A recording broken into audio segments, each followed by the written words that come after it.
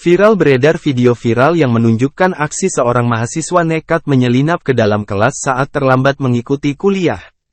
Video tersebut direkam oleh salah satu mahasiswa lain yang berada di dalam kelas.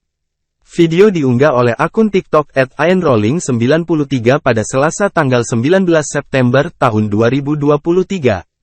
Dalam video terlihat suasana perkuliahan di dalam kelas sedang berlangsung, seorang bapak dosen sedang menjelaskan sambil duduk.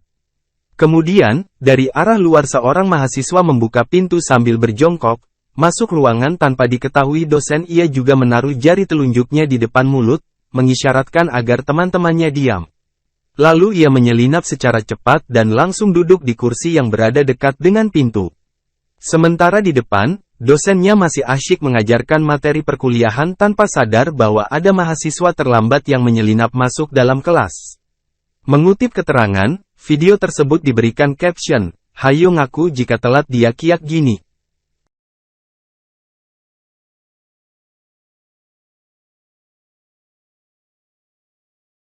Terima kasih sudah nonton.